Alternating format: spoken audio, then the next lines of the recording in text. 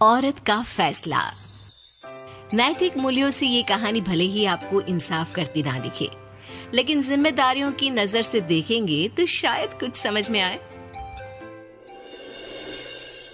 ये क्या है बहू, सुबह से घर का काम करती रहती है, फिर ऑफिस जाती है और बच्चों में लगी रहती है। अरे ऑफिस क्यों नहीं छोड़ देती, या फिर घर के लिए कोई नौकरानी रख ले। कैसी बात कर रही है माँ? जानती तो है ना अभी इनके ऊपर कितना लोन है। थोड़ा ही सही मदद कर देती हूँ तो अच्छा लगता है, और अभी उनको मेरे पैसे की जरूरत भी तो है। सुधा चंदर को बचपन से प्यार करती थी। एक ही मोहल्ले में खेल कूद कर बड़े हुए दोनों। जहाँ सुधा संपन्न परिवार से थी तो वहीं चंदर का परिवार आर्थिक परेशानियों से जूझता ही रहा। लेकिन सुधा की जिद के आगे किसी की नहीं चली। सुधा, कल ऑफिस जल्दी जाना है और 2 दिन के लिए गुजरात ऑफिस के काम से भी जाना होगा। अरे कैसी बात कर रहा है बेटा, बहू को अगले महीने बच्चा होने वाला है, इस वक्त तो उसके साथ रहे। अरे कोई बात नहीं ना माँ, उनको जरूरी काम होगा, वरना मेरा चंदर ऐसे वक्त में मुझे छोड़कर कभी नहीं जाता। चंदर सुबह घर से निकलता तो आधी रात को घर में घुसता, वो भी शराब के नशे में। चंदर की माँ उसे खूब समझाती। अरे माँ, देख रही हो ना कितना कर्जा है सर पर, काम करना पड़ता है। दिन रात काम नहीं करूँगा तो घर कैसे चलेगा। अरे लेकिन बहू को भी तो देख लिया कर, इस हालत में भी घर का बाहर का सारा काम करती है। चंदर तो जैसे माँ की बात सुनकर भी अनसुना कर देता है। ऑफिस के बाद चंदर का फोन माँ के पास आता है। माँ, वो ऑफिस के काम से आज रात के लिए पास के शहर के ऑफिस जाना पड़ रहा है, कल सुबह आ जाऊंगा।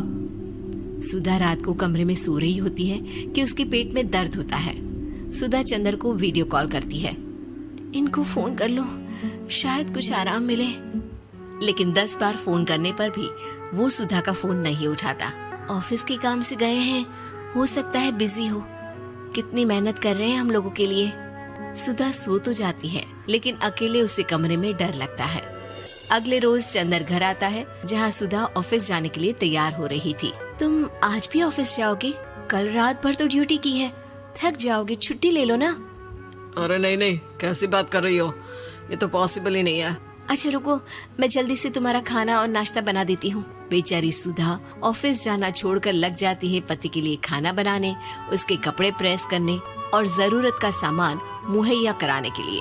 हो सके तो रात की ड्यूटी मत लिया करो ना, मुझे बहुत डर लगता है। अरे यार क्या है, तुम तो ऐसे बिहेव कर रही हो कि तुम ही अकेली हो जिसे बच्चा होने वाला है। इतने लोगों के पति जो काम के सिलसिले में बाहर होते हैं, उनका क्या?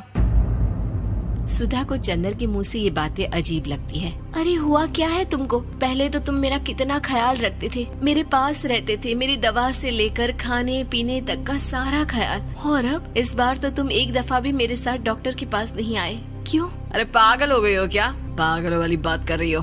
काम धंधा देखो या फिर तुम्हें लेकर टहलता फिरूं। और मुझे शुक्रवार की रात को काम से निकलना है, सोमवार आऊंगा। सुधा को समझ में नहीं आता कि क्यों अचानक से चंदर को फील्ड का काम मिल गया है। लेकिन एक दिन, सुधा, मैं और चंदर जरा एक रिश्तेदार के घर जा रहे हैं, तुम भी तैयार हो जाओ, घर में अकेली कैसी रहोगी। अरे नहीं नहीं, इस हालत में इसे लेकर जाना ठीक नहीं है। अरे लेकिन मैं ऑफिस भी तो जाती हूँ, फिर घर में अकेले। चंदर उसकी कोई बात नहीं सुनता। वो सीधा कार निकाल कर माँ को लेकर चला जाता है। सुधा घर के काम में लग जाती है कि अचानक उसकी नजर चंदर के बैग पर पड़ती है, जिसमें एक कागज दिखाई देता है। इनकी कागज भी ना इधर उधर फैले होते हैं, एक भी खो जाएगा तो बवाल करेंगे।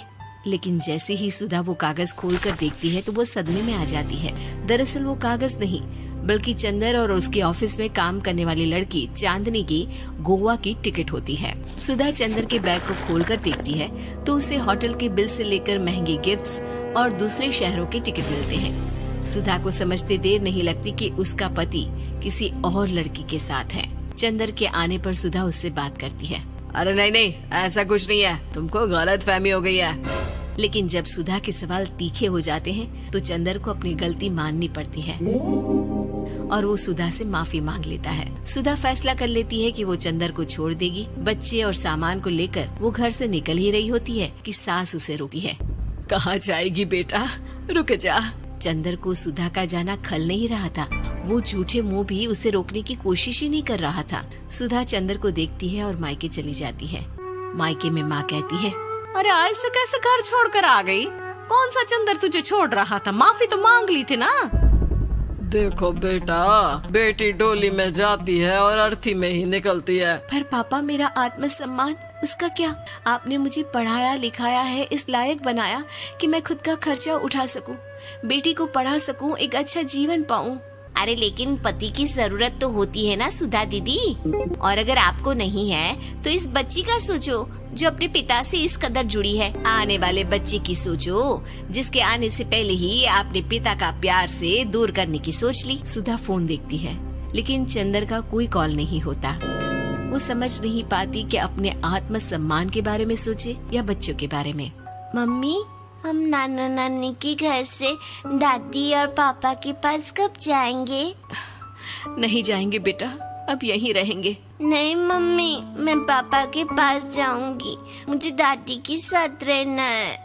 और मेरे साथ? हाँ, आपके साथ भी तो, सबके साथ माँ।